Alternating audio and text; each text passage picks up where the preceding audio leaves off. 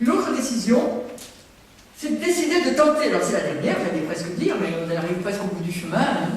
C'est de tenter de sortir de ma rive pour aller vers la rive de l'autre, donc de peut-être sauter dans une barque, de prendre des bonnes rames, qui ne sont pas la mémoire vive, qui ne sont pas donc le rêve de l'oubli non plus, qui ne sont pas la culpabilité, qui ne sont pas le déni de justice judiciaire, et je répète, qui ne sont pas la soumission, de prendre des bonnes rames de la barque pour aller rencontrer cet autre avec lequel ça tire, avec lequel c'est ramolli, avec lequel c'est durci comme un caillou. C'est un travail de salle d'accouchement, plein de contractions, et il arrive que la contraction ne débouche pas sur une bonne expulsion, et qu'il en sorte un enfant mort. Mais dans le plan et l'éternité de Dieu, il n'en sort jamais un enfant mort, parce que toutes les pierres d'amour que nous posons, invisibles, qui semblent être enfouies sous terre, à pourrir sous terre, elles ont couleur d'éternité. Un jour ou l'autre, il se livrera quelque chose du pardon. Peut-être simplement à distance dans le cœur de chacun. Un chemin de pardon qui commence avec la décision d'opter, de consentir à ma fragilité, de restaurer l'estime de moi, pour sauter dans la barque vers l'autre, c'est déjà du pardon. Le pardon pur jus, c'est pour l'éternité, pour le royaume de Dieu. Et souvent on nous dit, mais je me dis moi-même, mais je n'ai pas oublié cette meurtrissure, est-ce que j'ai pardonné? Oui, heureusement que je n'ai pas oublié, puisqu'on ne pardonne que ce qu'on n'a pas oublié. Sinon on a dit c'est de l'élan, c'est du regret. Bien. Alors, c'est une insurrection. Décider de sauter dans la barque, c'est une insurrection. Parce que ce n'est pas normal, à taille humaine, j'allais dire. Heureusement que l'Esprit Saint souffle dans tous ceux qui ne croient pas non plus en Jésus-Christ, en l'Esprit. Il souffle, on a fait des tas de chutes tout à l'heure pour entendre souffler. Heureusement, parce que le normal, la normalité de notre monde nous rappelle, c'est de rendre une pour œil dent pour dent, ce qui est déjà un gros progrès, la loi de Talion, sur ce qui se passait avant. Hein. C'est une grande humanisation qu'a apporté Dieu. C'est une insurrection dans l'humain. C'est quitter le registre des plateaux à même distance. C'est s'intéresser à la personne et non plus seulement aux actes ou aux paroles méchantes dites. C'est une insurrection d'humanité.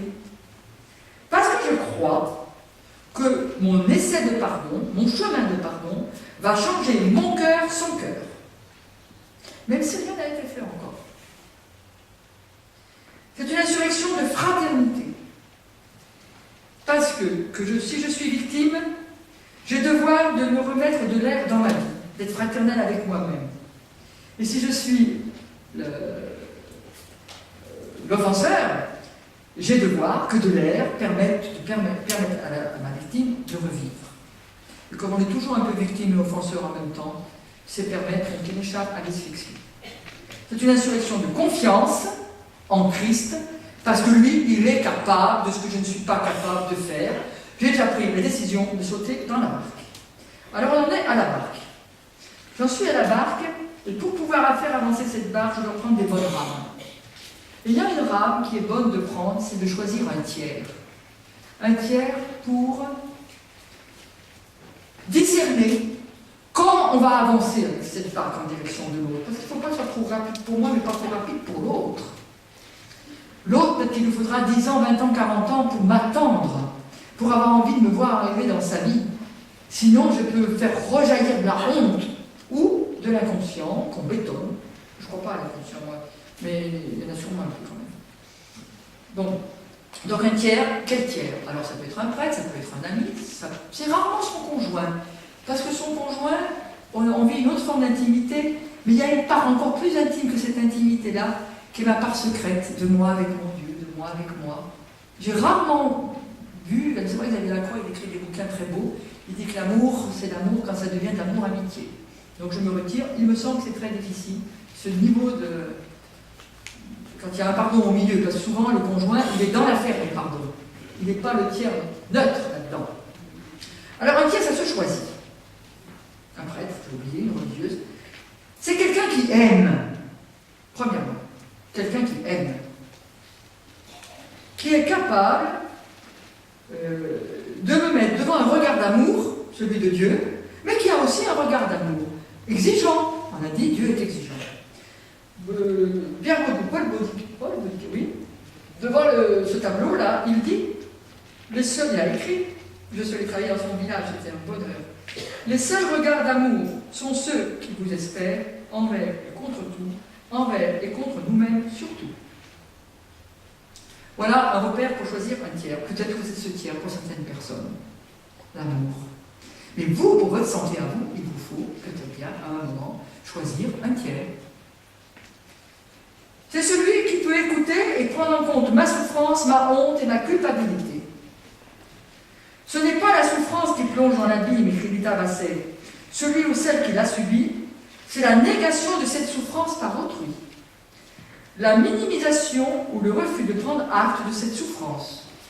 Ça, c'est la plus atroce offense que l'on puisse faire à un souffrant. Quand vous dites « bon, allez, on en a déjà parlé, bon. Bon, il y a ce que Miguel Angel Estrella qu'on a évoqué ce matin dit, ce qu'on a rappelé, une fois, deux fois, trois fois, c'est fini, pouf. Bon, une fois, trois fois, ça veut dire chiffre plein, quand tu as fini, tu répètes pas ce que tu as déjà dit, mais avance. L'objet de ce tiers, c'est de laisser sortir mon trop-plein d'abord de ressentiment. Qui ne va pas me dire, chut, pas de colère, pas de région, c'est pas bon, l'évangile n'aime pas. Mais bien sûr que c'est que l'évangile aime. Il aime la saine colère, la saine révolte. Bon, laissez sortir mon trop-plein. Bon, j'ai beaucoup travaillé avec Guéchet avant qu'il meure, un théologien dogmaticien, un Belge. L'homme est cet être toujours en quête de son humanité et du secret qu'elle recèle. Nous pressentons que le fait de nous pencher à la margelle de notre propre puits nous conduit peut-être jusqu'au sens de notre vie. Donc, n'ayons pas peur, avec un tiers, d'essayer de faire cet effort de lucidité. On a déjà dit, sans éplucher trop les oignons, sinon on va finir par peu. C'est quelqu'un qui m'aide à détricoter ma laine pour essayer de la retricoter avec moi, fût-ce avec des tas de nœuds. Mais je suis persuadée, pour l'avoir fait avec beaucoup de gens en très grande difficulté, même que j'accompagne, c'est qu'un tricot retricoté avec des bouts de laine cassés, filochés, renoués, on peut, avec ce tricot, avoir chaud. L'important, c'est pas la laine parfaite qu'on vient d'acheter neuve. Non, on retricote avec son histoire. On fait de son histoire une œuvre. Nous avons tous des petits bouts de laine cassés, par un drame, par deux drames, par trois drames. Nous avons tous des aiguilles mal assorties avec nous-mêmes ou avec ces bouts de laine. À nous de chercher notre propre maille et notre propre aiguille. C'est possible avec un tiers, parce que quand tu n'as plus rien, il te reste toi. Alors je vais mettre en mots avec ce tiers mon immense désir d'être pardonné et de pardonner, de vivre un chemin vers une réconciliation peut-être. Et alors, pour y arriver encore, je vais prendre notre rame, parce que pour pouvoir faire ce saut dans l'insurrection d'humanité, de fraternité, de confiance, il va falloir que j'apprenne l'amour. Et on apprend l'amour en prenant le tableau auprès d'autres gens. Et souvent, là où on m'a fait mal. Je vois quelqu'un me dire, ah ben vous avez parlé de Jonathan Pierre Vivante, que vous accompagnez, et je suis de Jonathan Pierre Vivante. Eh bien, c'est une personne qui a perdu un enfant. C'est ces gens-là qui accompagnent les autres. Et je suis frappée de tous ces gens qui sont en deuil d'un enfant, de manière tout dramatique, le deuil d'un enfant. Et ce sont eux, souvent, qui ont créé l'association déjà, et qui s'accompagnent, qui s'attellent de prendre cet tablier douloureux du serviteur en des terres douloureuses, et qui mettent là le plus grand amour parce qu'ils connaissent cette fragilité. Pareil pour des divorcés, pareil pour des parents handicapés, des personnes handicapées. Qu'est-ce qu'il y a encore comme grande maille difficile à tricoter, à retricoter. Bref, il y a des tas de lieux pour prendre le tablier du serviteur. Et c'est seulement après, en ayant aussi d'abord retrouvé le goût de la fête, parce que l'endeuillé, le personne handicapée, le veuf, la veuve, le souffrant, grand souffrant, soulagé si possible par un peu de morphine, il ne peut aimer que s'il a retrouvé le goût du sourire, le goût de la fête. Se priver d'aller au mariage de mes neveux et nièces parce que j'ai perdu un enfant, c'est se priver d'un bon goût où on peut encore croquer de vivre. C'est douloureux, mais c'est sans doute le pas à faire. Après, il y a eu une embrouille autour de ces funérailles. Quelqu'un m'a raconté ça, autour de ces funérailles, il y a eu une embrouille, il fallait pas faire le cercueil comme ça, il fallait pas faire une liturgie comme ça, pas dans cette paroisse-là, pas avec ce curé-là, pas avec ceci, pas avec cela. Voilà qu'il y a une embrouille autour des funérailles. Puis après, il y aura l'héritage, il y aura le maximum de l'embrouille. Alors, c'est maintenant qu'il va falloir sauter dans la barque, opter après tout ce chemin. Alors, opter sauter dans la barque, c'est consentir à ce que l'autre prenne ses rames et reparte vers sa rive. Alors, c'est consentir à attendre, s'il est sage d'attendre, ou de continuer à ramer tout doucement sans effrayer. Et s'il veut rester accroché à sa rive, c'est d'imaginer un pardon gestué avant d'être rencontré. On met un petit mot dans la boîte aux lettres, on envoie une petite fleur pour l'anniversaire, on fait quelque chose. Et puis, si tout cela est encore trop difficile, ça écorche trop une cicatrice chez l'autre, eh bien on se tait, et il reste quoi? Père, toi, dis-lui que je lui pardonne. Père, toi, pardonne-lui, parce que moi, je ne peux pas. Je suis persuadée qu'au bout de ces pierres d'amour, il y aura une couleur de pardon qui un jour renaîtra dans mon cœur, dans son cœur, parce qu'on est deux à se retrouver.